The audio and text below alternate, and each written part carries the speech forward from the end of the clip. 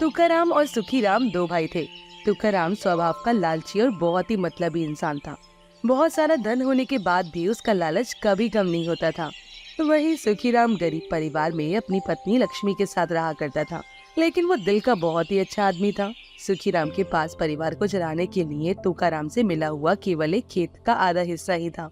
ऐसे ही एक दिन सुखीराम जब खेतों में हल चला रहा होता है, तभी तुकाराम वहाँ आता है और बोलता है। तो सुखीराम, कैसा चल रहा है खेत का काम? मुझे मेरी खेत की जमीन का कर्ज भी चाहिए।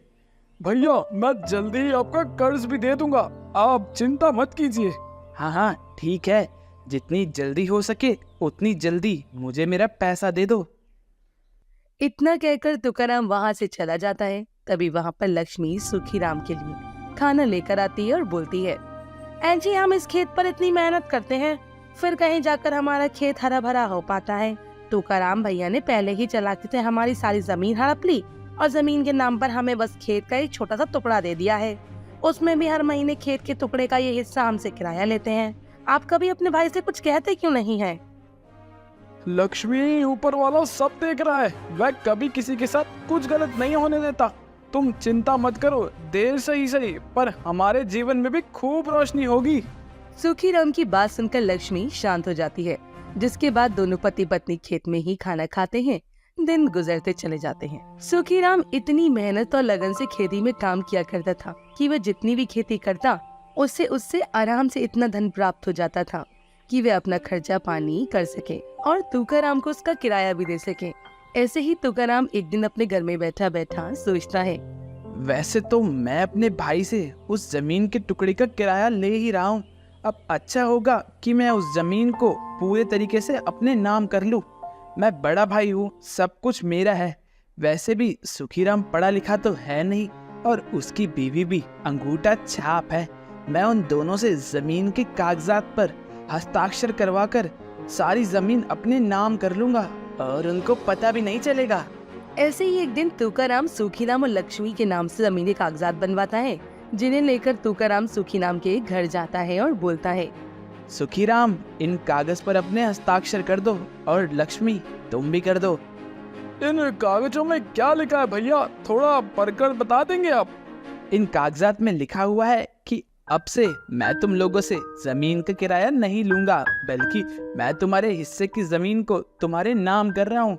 मैंने आज तक तुम लोग के साथ गलत किया, इसलिए अब मैं अपनी गलती को सुधार रहा हूँ। तुकाराम की बात सुनकर सुखी और राम लक्ष्मी खुश हो जाते हैं और हंसी खुशी कागजों पर हस्ताक्षर कर देते हैं।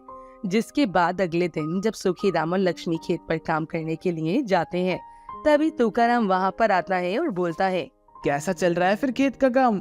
बहुत अच्छा चल रहा है भैया। तो इस बार जो फसल होगी उसका सारा पैसा मेरा। अरे वो क्यों भाई साहब, इस पर जो हम खेती करते हैं उसका पैसा हम आपको क्यों दें? उस ऐसे पर तो हमारा हक है। इन कागजों की हैसियत से ये तो वही कागजात है ना जिन पर आपने कल हमारे हस्ताक्षर करवाए थे। सच सच बताइए तुकाराम भाई, आपने इन कागजात पर क्या लिखवाया है? इन कागज में लिखा हुआ है कि अब तुम्हारे पास एक फूटी कौड़ी तक नहीं है। जितनी भी जमीन थी ना तुम दोनों के नाम, वह तुमने सब कुछ मेरे नाम कर दिया। इस हिसाब से अब जिस जमीन पर तुम दोनों खेती कर रहे हो ना, वह जमीन भी मेरी है। यानी कि तुम दोनों हुए मेरी जमीन पर काम करने वाले नौकर। इसलिए नौकरों को कभी फसल का रुपया पैसा नहीं मिलता, नौकर को बस काम करता है। भैया, आपने हमारे साथ इतना बड़ा धोखा क्यों किया? अरे मैं आपका सगा भाई हूँ, कम से कम एक बार मेरे घर परिवार का तो ख्याल किया होता। जो ख्याल करना था मैंने कर लिया। अब चुपचाप दोनों काम करो, क्योंकि काम नहीं करोगे तो फिर खाने के लिए तुम्हें दाना पानी कहाँ से मिलेगा। इतना कहकर तुकाराम सुखीराम को वहाँ से भगा देता है। दुखी सुखीराम अपने घर पर जाता है। अपने भोलेपन की वजह से अपने भाई से मिले इस धोखे के बाद सुखीराम का बसा बसाया जीवन बर्बाद हो जाता है। इसी बीच लक्ष्मी गर्भवती हो जाती है।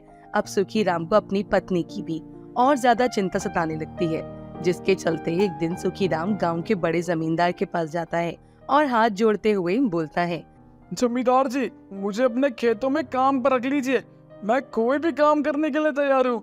मेरी पत्नी गर्भवती है और मेरे घर पर उसका पेट भरने के लिए एक दाना तक नहीं है, मुझ पर थोड़ी कृपा कीजिए जमींदार साहब। अरे इतना हाथ पैर मत जोड़ो। तुम मेरे खेत में काम करोगे तो मुझे तो खुशी होगी। कल से काम पर आ जाना। और हाँ, ये लो कुछ पैसे, आज रात का खाना मेरी तरफ से, खुद भी खा लेना और अपनी पत्नी को भी खिला देना।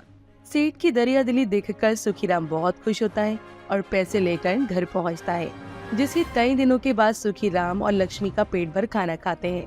अगले दिन से सुखीराम जमींदार जी के यहाँ खेतों पर काम करने लगता है। सुखीराम खेतों पर इस कदर मेहनत किया करता था कि खेतों में उगने वाला हर पौधा शान से लहराता है। लगातार मेहनत करने के बाद जमींदार के खेतों में सुखीराम के द्वारा की गई फसल लहराने लगती है। इतनी सुंदर फसल आज से पहले जमींदार के खेतों में कभी नहीं हुई थी। फसल की कटाई का समय आता है। जमींदार को फसल का अच्छा खासा दाम मिलता है। तभी जमींदार सुखीराम से बोलता है, सुखीराम, तुम्हारा तो तुकाराम नाम का भाई है ना, उसके पास तो इतना धन दौलत है, तो क्या तुम्हारे भाई ने तुम्हें तुम्हारे हक का जमीन जायदाद नहीं दिया? जी ऐसा कुछ नहीं है। मेरे पिताजी मरते मरते सब कुछ मेरे बड़े भैया के नाम ही कर गए, तो जिस चीज पर मेरा हक ही नहीं है मैंने उनसे कभी मांगी भी नहीं। सुखीराम अपने भाई की बेइज्जती ना करते हुए उसकी गलतियों पर पर्दा डालकर वहाँ से चला जाता है। जमींदार को सुखीराम की बात कुछ हजम नहीं होती। अगले दिन जमींदार किसी कानूनी काम से कचहरी जाता है, जहाँ वह तुकाराम को वह वकील के साथ बात करते हुए देखता है। कुछ देर बाद तुकाराम वहाँ से चला जाता है। जिस वकील से तुकाराम बात कर रहा होता है वह वकील जमींदार का अच्छा दोस्त था। जमींदार उसके पास जाता है और तुकाराम के बारे में पूछता है। तभी वकील उसे तुकाराम का सारा सच बता देता है और जमींदार को बोलता है, अच्छा तो ये बात है, इतना बड़ा धोखा दिया है इसने सुखीराम को। बेचारा सुखीराम इसके खिलाफ एक बुरा शब्द तक नहीं बोला। सुनो मेरी बात, अब जैसा मैं बोल रहा हूँ बिल्कुल वैसा करना। इस धोखेबाज आदमी को हम धोखे से ही ठगेंगे और सुखीराम को इंसाफ दिला कर रहेंगे। उसे उसका हक जरूर मिलना चाहिए। जमींदार सुखीराम को इंसाफ दिलाने के लिए वकील के साथ मिलकर एक योजना बनाता है। अगले दिन वह तुकाराम के घर जाता है और बोलता है, तुकाराम साहब, एक बहुत बड़ी दिक्कत हो गई है। अरे क्या हो गया वकील साहब? तुकाराम साहब, आपकी जो जमीन है वह सारी की सारी सरकारी जमीन के अंतर्गत आ गई है। कहने का मतलब यह है कि अब आपकी सारी जमीन सरकार के पास चली जाएगी और आपको उसकी एक फूटी कौड़ी तक नहीं मिलेगी। ये क्या बकवास कर रहे हो तुम? इतने बड़े वकील हो, कोई ना कोई हल तो होगा ना इस मुसीबत का। मैंने सारी कोशिश करके देख ली। अब तो आपको बस जमींदार साहब ही बचा सकते हैं। मैं उनसे सारी बात कर लूंगा। उनकी सरकारी दफ्तर में बहुत अच्छी जान पहचान है। वह आपकी जमीन को बचा सकते हैं, लेकिन उसके लिए आपको अपनी सारी जमीन के कागजात उनके नाम करने होंगे। वो आपको आपकी जमीन वापस दे देंगे। अब आप देख लीजिए कि आपको सारी जमीन गंवानी है या फिर बचानी है।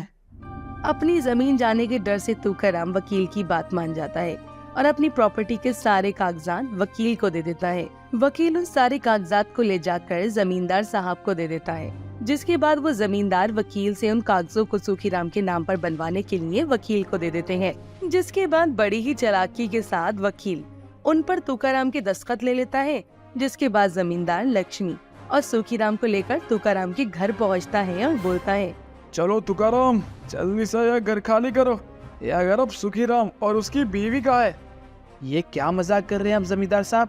ये भूखे नंगे मेरे घर में क्या कर रहे हैं? वकील साहब अंदर आ जाइए, कागज साथ लेकर आइए, जरा तुकाराम को सच बताइए। जमींदार की आवाज देने पर बाहर खड़ा वकील घर के अंदर आता है। जिसके बाद वकील सभी के सामने सारा सच बताता है। तभी जमींदार बोलता है, बुरा लग रहा है ना? जब खुद के साथ धोखा होता है तभी एहसास होता है कि धोखा करना कितना ज्यादा हानिकारक होता है। सुखीराम और लक्ष्मी को जब सबसे ज्यादा तुम्हारी जरूरत थी तब तुमने उन्हें मरने को छोड़ दिया। इसलिए मैंने सुखीराम को इंसाफ दिलाया और अब तुम जाओ जेल की सलाखों के पीछे। इस तरह जमींदार तुकाराम को पुलिस के हवाले कर देता है और सुखीराम का जीवन फिर से सुखी हो जाता है।